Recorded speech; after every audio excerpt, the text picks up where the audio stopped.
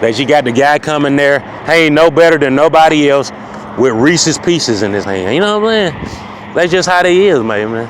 Your resume, man, my resume look like I came from the kingdom of the heaven compared to yours.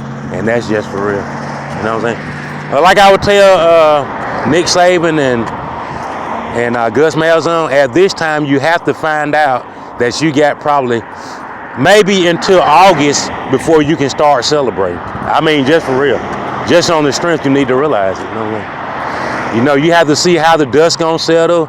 You're gonna see who's elected on the AP, who's going where before you get out here saying that you are the man, because you're not. You know what I mean? Right now, South Carolina is killing you. You know? Ain't no doubt about it. The ACC, man, they building up an empire right now. You would not believe it, man. And guess how they building it? They watching the activity in Montgomery. You know what I'm saying? They watching the Auburn, Alabama alumni, you know, their sports agents and stuff. And they're like, them guys off track down there. And while they're off track, let us build us a CSX railroad, a state of the art, and use their 18 invisible sculptures while they up there shooting it down. We gonna build it up. You know? And they doing a fine and dandy job doing it. Because even though I am a Bama fan, you know what I mean? If I notice that Bama ain't doing the right thing, I'm going to put them on academic probation. You know what I'm saying? I'm going to say, I know I'm an Alabama fan, alumni. You know, I'm your invisible coach. But if I notice you going the wrong way, I'm going to put you on academic probation. And I'm going to put sanctions on you. And I'm going to tell you no bowl games. If you go to a bowl game, you're going by yourself. I'm going out there to the ACC. If I feel like you out there, you still full of that garbage. You know what I mean? You still coming with the same old garbage. That's not gonna stop me from enjoying football. You know? I'll find somewhere else to enjoy it. Because foolishness ain't gonna get it. You know what I mean? You know, a lot of the local schools, they experiencing the same thing. Them students don't want to be on no probation. Them students in Halcyon Forest and. You know, they done finally moved from Smiley Court. I ain't saying Smiley Court bad, but they done moved from Smiley Court to Halcyon Forest. They got a pool in the backyard, a jacuzzi. You know, all their neighbors is very light-skinned. I mean, very light-skinned. They're almost beige.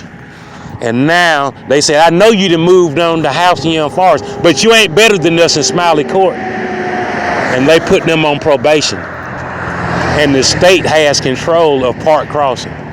They say, we don't care about you going to a fresh school with that fresh scent.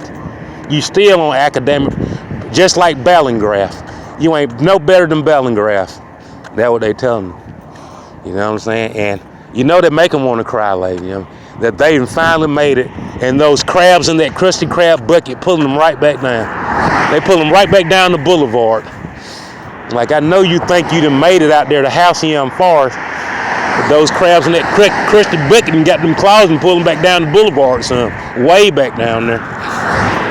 Sad, but it's true, lady. But I like to tell you, a lot of times it's not the students' fault. A lot of times it's the parents, lady. Parents in there that secondhand smoke, all that cussing and beating each other up, all that Sunshine Center, beating that wife up like Ray Rice and Janae Rice, and them kids sitting up there watching it, man. Then when you beat Janae up, you beat the kids up, you know. And it's not the husband. When the husband beat up Janae go beat the kids up. The kids ain't even did nothing.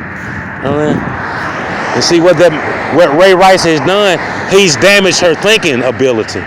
Because she think when she get beat up, she's supposed to beat the kids up in return. See how he done just messed her thinking up.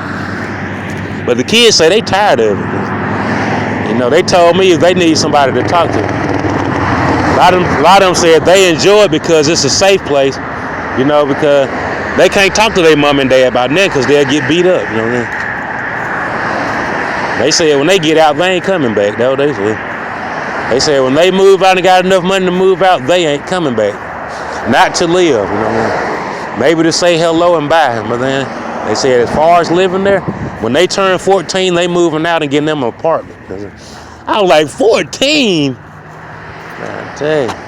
She said she already found some white folks that said they know what they going through. They came to school looking like Tina Turner on her last concert. And they say if you ever need somewhere to go, you know what I'm saying? They say they're gonna find somewhere to make some money. They say they can come out there and live out there with them white folk at 14. When you turn 14, you ain't gotta wait till you get no driver's permit. You ain't gotta wait till 17. I see how bad your mom and dad are beating you up. You come out here and live with the white folks. We don't beat our children up. Them kids say they can't wait till they turn 14. They said they moving out. They ain't coming back. All that goddamn secondhand Newport smoke. But I tell you, I'm gonna tell you one thing about African Americans. African Americans gonna look at you in the eye, and they gonna tell you, know it ain't that bad. You know it ain't that bad. I'm talking about it's a psychological game. You know what I'm saying? They gonna get you in there, and they gonna show you them pictures of the Klux and stuff, and show you pictures of Martin Luther. They ain't never showed you a picture of Martin Luther King. Never showed you a picture of the Klux. But when they know you got a better place to go, man, they finna use some real psychology on your ass. You know that whooping ain't that bad. You know I care about you. Because they know you're gonna have East Chase money. You know what I'm saying? They already know it. They know you got a swimming pool, a jacuzzi, a real bedroom with a real dresser, a real nightstand, a walk-in closet, a closet full of clothes, a PlayStation and games that belong to you, a real computer with your name on it, a desk that belong to you. It ain't no Ponzi scheme. Your daddy ain't in there saying this desk represent me being your business owner, even though I don't never use it. I ain't doing you like that. Them white folks really giving you a chance to be a U.S. citizen. You know what I mean? And see, your mama and them, they mad as hell about it. They finna finally start enriching you on civil rights because you got a chance not to be they dependent for life, but to be a real U.S. citizen. You know what I'm saying? I hate to use that example of it. Some of y'all got to tighten up. Like, some of y'all need to tighten up before the white folks come in and adopt your children. You know what I mean? You need to tighten up before that happens. You know, your son and daughter finally come back home, they gonna be talking like Tiger Woods, goddamn. You ain't gonna know. You gonna have to turn the lights on to see who you talking to. You know what I mean? I tell you, lady. You know that whooping wasn't that bad? Was it? Let's go back and play that tape again, lady. Let's play that whooping back in slow motion. I tell you. Let's play that whooping back in slow motion. But nevertheless.